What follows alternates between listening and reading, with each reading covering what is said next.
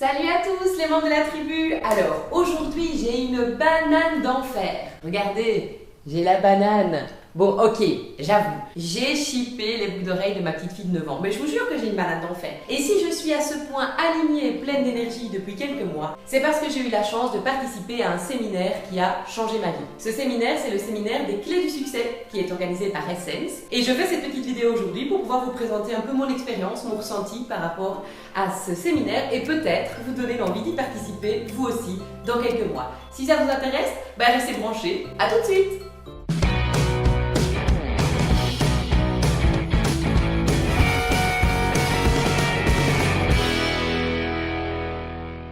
Alors la première chose que je voudrais vous dire par rapport à ce séminaire, c'est que j'en avais entendu beaucoup parler.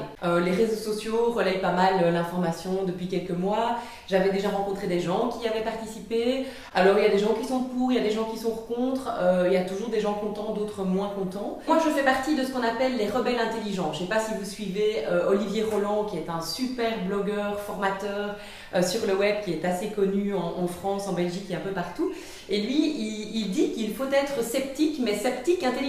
C'est-à-dire quand on nous parle de quelque chose, avant de donner notre propre avis, il faut aller y participer soi-même. Et donc c'est titillé un peu par cette envie de savoir ce qui se cache vraiment derrière cet événement, et vu un peu l'engouement qui se faisait derrière ce séminaire, que j'en ai discuté avec Gilles. Alors Gilles Le Mercinier, c'est l'Energy Manager d'Essence. Essence, c'est la boîte qui organise l'événement des clés du succès. Ce n'est pas le seul événement qu'ils organisent. Ils organisent aussi des séminaires en France. Ils organisent aussi des week-ends et des semaines complètes de séminaires de développement personnel à l'étranger, d'ailleurs pas uniquement en Belgique. Et donc Gilles, il a été engagé par la boîte pour gérer et communiquer une énergie incroyable, entre autres aux participants des clés du succès. Et donc lors d'une soirée entre amis, je lui ai posé quelques questions, je lui ai demandé un peu en quoi consistait réellement ce séminaire, et il m'a dit vas-y, teste, tu verras bien par toi-même.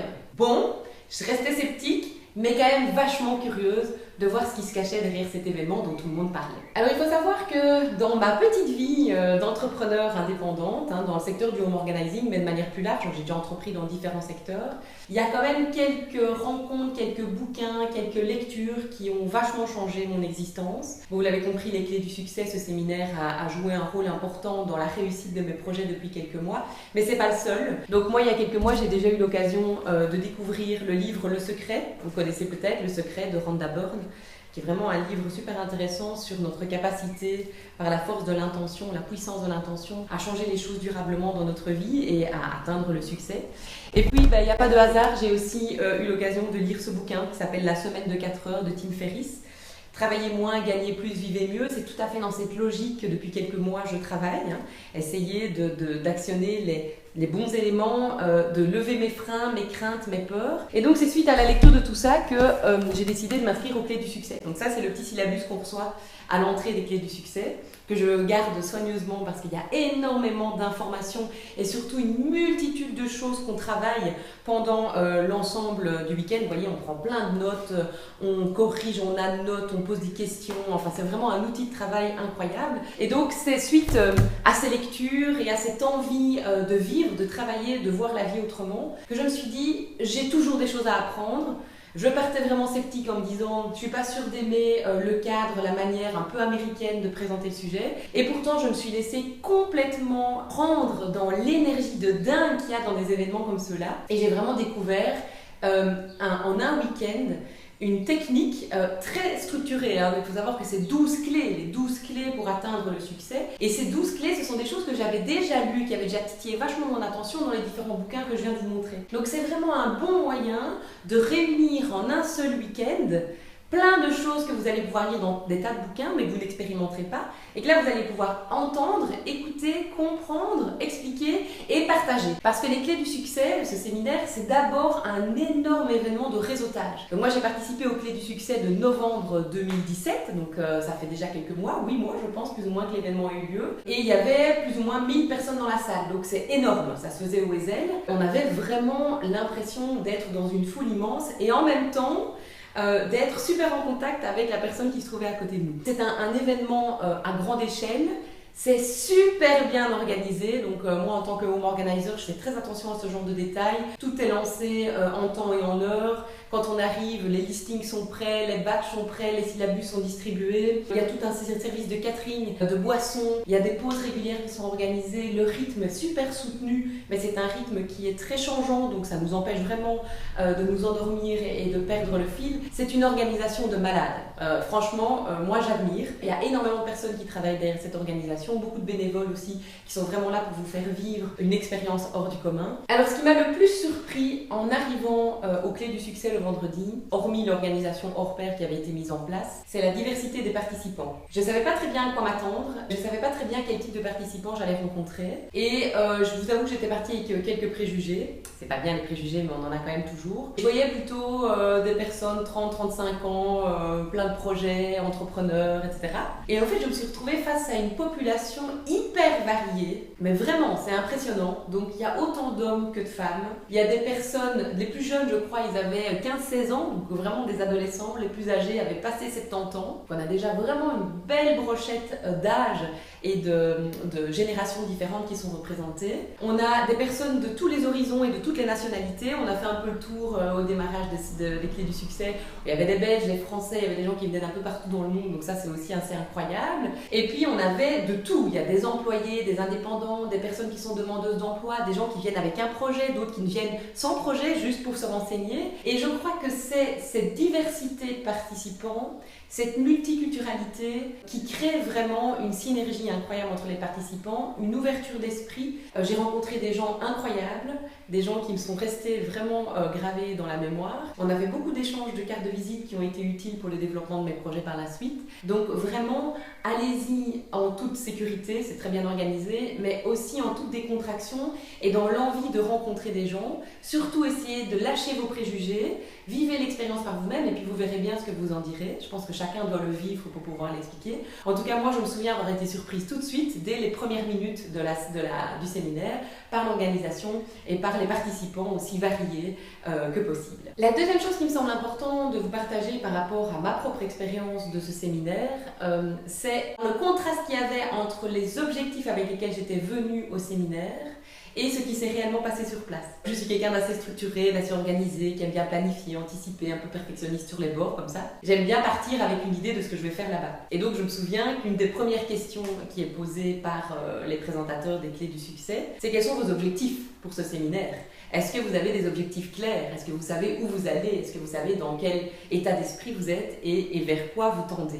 Et j'avais écrit comme ça spontanément ce que j'avais préparé, c'est-à-dire que mon but c'était de vivre un événement avec l'ensemble de mon réseau de collaboratrices, vivre des moments en dehors du temps de travail, des moments de partage. Je venais vraiment pour clarifier des objectifs professionnels assez clairs et quelques minutes après le travail d'écriture sur nos objectifs, ils nous demandent comme ça, d'entrée de jeu, 10h du matin, vendredi, un peu à froid, d'aller rencontrer des gens dans le groupe et de leur partager tout simplement les objectifs qu'on s'est fixés. Donc c'est un échange, on a quelques minutes chacun pour se présenter, bonjour, et pour expliquer pourquoi on est là. Et je me rends compte au moment où je parle à cette personne inconnue, que je ne reverrai d'ailleurs peut-être plus jamais, que je ne dis absolument pas ce que j'ai écrit sur ma feuille.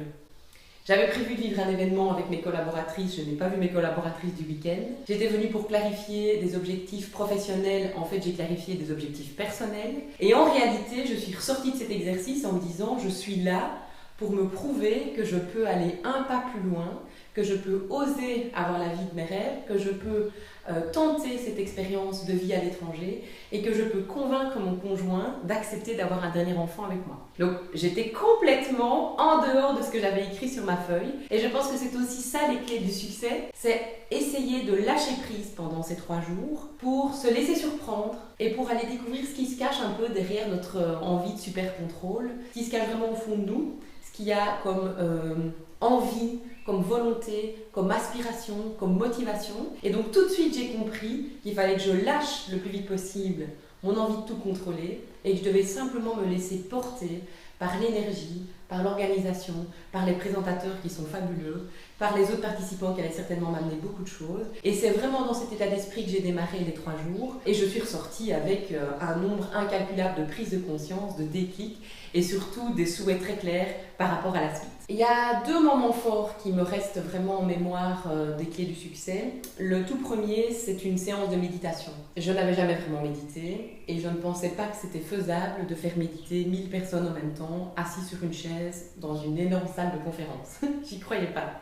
Et pourtant, je vous assure que j'ai vécu une expérience incroyable. Jamais j'ai eu l'occasion d'aller aussi loin dans ma projection que lorsque je l'ai fait avec l'ensemble des personnes. On sentait vraiment qu'on était tous connectés et qu'il y avait quelque chose qui était en train de se créer entre tous les êtres humains de la salle. Donc ça a été quelque chose qui m'a marqué. Je me souviens qu'on a travaillé sur nos croyances limitantes, nos peurs, nos angoisses et qu'on a dû, par le travail de méditation, les lâcher. Et j'ai vraiment senti ce jour-là, à ce moment précis, qu'il y avait des choses qui se débloquaient et qui me permettrait vraiment, et ça a été confirmé par la suite, d'aller au-delà de mes peurs et de mes craintes et d'oser ces choses que je n'avais pas encore osées. Le deuxième moment fort des clés du succès, c'est une soirée. Donc il faut savoir qu'on travaille beaucoup la journée, mais il y a aussi les soirées qu'il ne faut absolument pas rater. Lors d'une des soirées, on a la possibilité de suivre le témoignage à travers un petit spectacle de Marc Vossem, qui est un des 3 présentateurs. Et lui, il exprime avec beaucoup de sincérité et d'émotion quelque chose qui lui est arrivé dans la vie, un moment de son existence qui est en fait très intéressant pour l'ensemble des participants parce qu'on apprend beaucoup à travers son témoignage. Je vous en dis pas plus parce que le but n'est surtout pas